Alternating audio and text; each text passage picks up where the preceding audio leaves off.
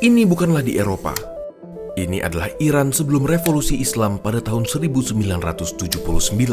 Sekarang, di bawah kepemimpinan Ayatollah, Iran menjadi negara Islam dengan aturan agama yang ketat. Ekstremisme ini juga memakan korban di Mesir, di mana Presiden Anwar Sadat dibunuh oleh seorang radikal yang menentang perdamaian dengan Israel. Baik di Timur Tengah maupun di Asia Tenggara, gerakan-gerakan Islam selalu diperlihatkan dengan sudut pandang yang negatif, brutal, dan dimotivasi oleh kepentingan politik. Ada hal yang jarang dibahas oleh media mainstream di seluruh dunia, yaitu ekonomi Islam.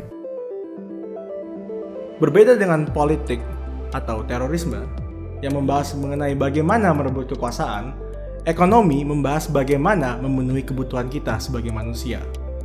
Dan kita sudah membahas mengenai solusi yang diberikan oleh kapitalisme juga sosialisme. Namun, ada berbagai macam pemikiran di dunia mengenai ekonomi. Bagaimana dengan ekonomi Islam dan apakah Indonesia pernah menerapkan ekonomi Islam?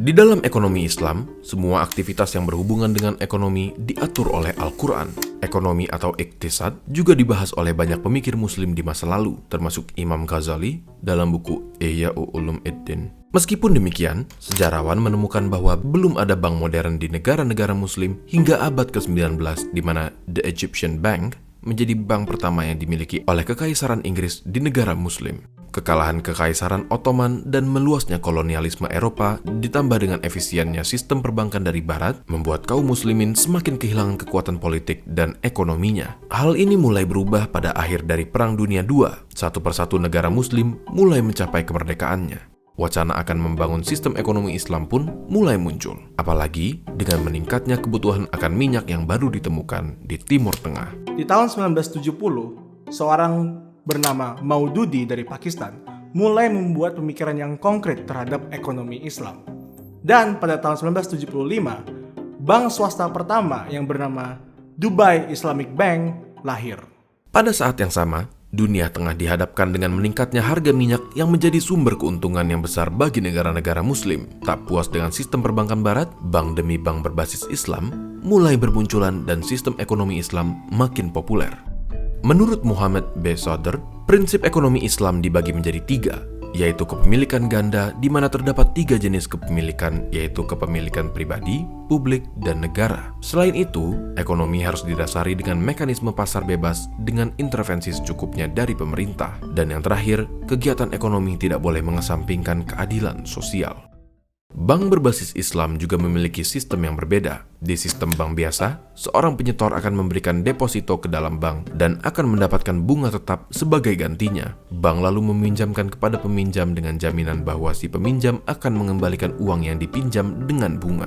Hal ini dianggap sebagai ketidakadilan karena si peminjam harus menanggung semua resiko dalam transaksi ini. Menurut pakar ekonomi Islam, sistem berbasis suku bunga inilah yang membuat berbagai orang tercekik oleh hutang dan membuat pengusaha enggan meminjam uang untuk mengembangkan usahanya. Di lain pihak, Islam menawarkan pinjaman tanpa bunga. Hanya saja, keuntungan dan kerugian dari hasil pinjaman ini ditanggung bersama oleh depositor, bank, dan si peminjam. Dengan kata lain, ekonomi Islam mengajak semua muslimin untuk mengambil resiko berinvestasi dengan menanam modal dan berwirausaha dan tidak mengandalkan suku bunga atau riba untuk menjadi kaya. Dari sini, banyak yang keliru menilai bahwa kapitalisme sama dengan ekonomi Islam. Kenyataannya tidak. Kapitalisme mementingkan mengenai materialisme, sedangkan ekonomi Islam mementingkan mengenai kebutuhan spiritual manusia.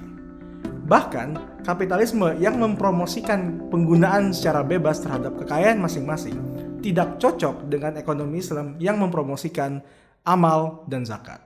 Sekarang, bagaimana dengan sosialisme? Islam menekankan persatuan antar kelas masyarakat dan pentingnya spiritual di atas kepentingan materi. Sayangnya, sosialisme ingin memecah masyarakat menjadi dua kelas, antara kelas proletar dan borjuis yang ditakdirkan untuk bermusuhan satu sama lain. Sosialisme juga dinilai terlalu otoriter dan menganggap paham Marx terlalu materialistis. Ekonomi Islam memang menganut elemen kapitalisme dan sosialisme, tapi bukan keduanya. Di dalam sistem kapitalisme maupun sosialisme, kekayaan seperti alam, manusia, aset dapat dimiliki oleh manusia atau kaum borjuis. Namun, pada ekonomi Islam, semua yang ada di dunia ini dimiliki oleh Tuhan semata. Sebagai negara muslim terpadat di dunia, sejarah ekonomi Islam di Indonesia dapat dilacak pada tahun 1905 dengan pembentukan Sarekat Dagang Islam. Kala itu, organisasi yang akan berubah menjadi Sarekat Islam ini bertujuan untuk menaikkan daya saing pedagang muslim pribumi terhadap dominasi pedagang etnis Tionghoa. Namun, pergerakan ekonomi Islam modern Indonesia dimulai dari tahun 1970-an dan dipelopori oleh Amin Aziz dan Ahmad Muflih Saifuddin. Kecewa akan pemerintahan Orde Baru yang dinilai lebih mementingkan konglomerat non-muslim dan etnis Tionghoa, gerakan-gerakan ini mulai mendapatkan dukungan dan mulai memasuki kawasan akademik. Melalui lobi organisasi-organisasi Islam seperti ICMI, MUI, dan lain-lain, Soeharto akhirnya memberikan izin untuk bank berbasis Islam pertama di Indonesia, yaitu Bank Muamalat Indonesia.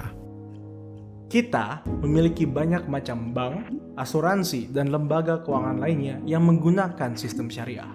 Namun, tidak serta-merta ekonomi Indonesia menggunakan ekonomi Islam. Ini hanyalah sebuah tindakan pemerintah untuk mengakomodasi kaum muslim untuk mengambil keuntungan dengan basis syariah. Mengutip dari Bung Karno, bangsa ini tidak hanya untuk satu golongan saja, tapi untuk semua.